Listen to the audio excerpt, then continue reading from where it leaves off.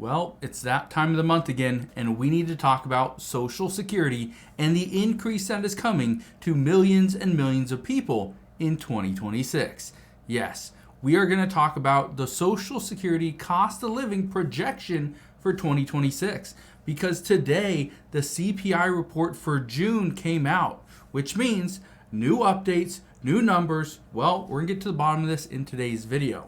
Also, want to explain how a certain group of Social Security recipients are actually going to be significantly impacted in a negative way because of what we are going to see. So I'll break all this down in just a moment, explain what is going on and what this means for you moving forward. But first, before I do, if you enjoy these daily updates, do me a favor, go ahead, hit that like button, and now let's begin.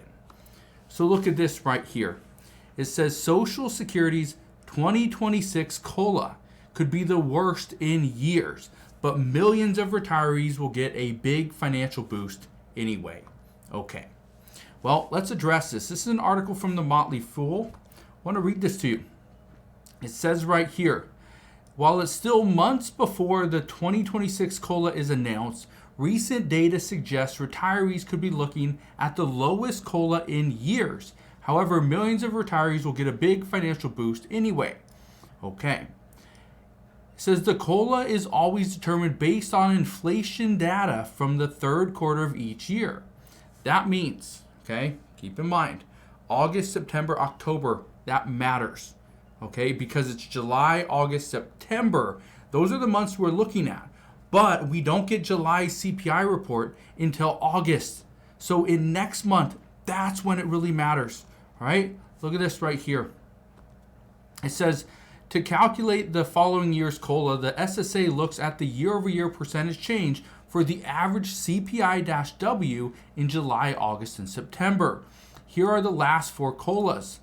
Obviously, 2026 or 2022, 5.9%, 2023, 8.7%, and then it dropped 3.2%, and then 2.5% for this year. It says in recent months, data has pointed to slowing inflation. The monthly year-over-year change in the CPI-W has gone from 2.97 in January to 2.17 in May. There's still time before the data actually counts towards COLA comes into play. Towards the COLA comes into play, and factors like tariffs have been a potential to make inflation change course. And I said this just earlier on today. So this is huge, okay? As of right now, the cost of living adjustment for 2026 is going to be low. It's going to be anywhere between 2.5 to 2.7%. And here's the problem with that.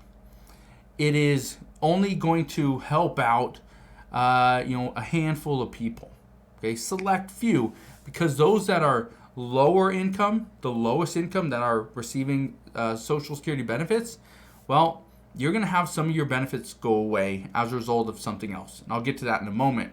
But this is the big one. Look at this.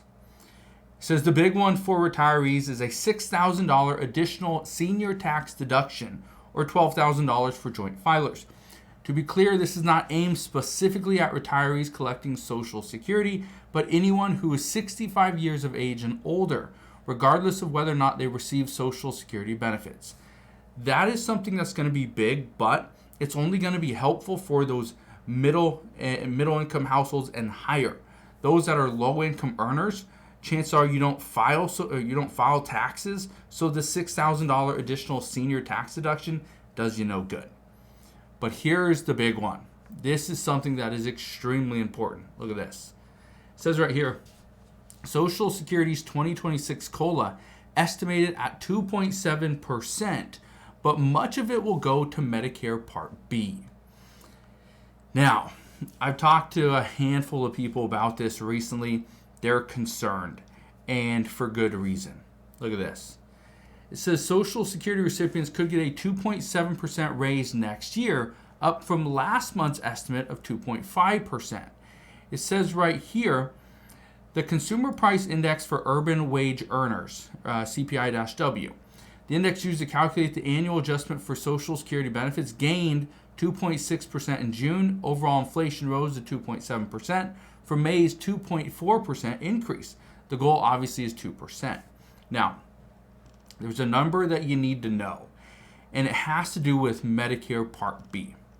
Okay, look at this right here. It says, according to the 2025 Medicare Trustees Annual Report released in June, the Medicare Part B premium for 2026 is expected to increase to $206.50. This is up from $185 currently in 2025. That's a $21.50 per month jump, which is 11.6%. Says that's the largest Part B increase since 2022 when it rose by 14.5%. Here's the issue. If Medicare Part B jumps by $21.50 a month, that right there is going to hurt many people, and here's the reason why. Okay, currently, the average monthly benefit, or as of May, is $1,860 per month. Okay, $1,860 is actually $1,860.64. But if you tack on an additional 2.7%, that gets you additional $50. It's like $50.25 or something like that. Okay? Here's the problem. $21 or pretty much $22 is going to go away because of Medicare Part B. So you receive a $50.50 increase because of your cost of living adjustment, and then you subtract $21.50. That puts you what, $29? A $29 per month increase. And we are seeing inflation at 2.7%. This could go from bad to worse. Again, 2.5% for 2025. A lot of people are struggling. 2.7% in 2026, when we're potentially still going to see tariffs. Yeah, it's going to be brutal for many households. Now, I want to read this last thing, okay, right here. It says right here, how many people receive Social Security benefits? In May, 74.269 million people received Social Security.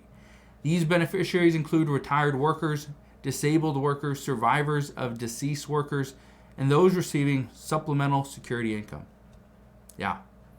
And yet, the average beneficiary, including new beneficiaries and old, is about $1,860. But just last month, we learned that new beneficiaries are now receiving $2,000. Okay, $2,000, the first time in history that we have seen the new beneficiaries receiving a monthly benefit of $2,000 a month. But again, $2,000 a month. It's not a lot when you factor in rent, utilities, maybe a car payment, medication, food, any essentials that you need. $2,000 a month does not go as far as you may think it does. So, let me know down in the comment section below. Do you think that more needs to be done for Social Security? If you do, hit yes down in the comment section below and let me know. What are your thoughts? How could we improve Social Security? So, I'll leave you with that. But again, that's what we know as of today. So, thank you guys for watching. Consider subscribing, and I'll see you guys on the next one.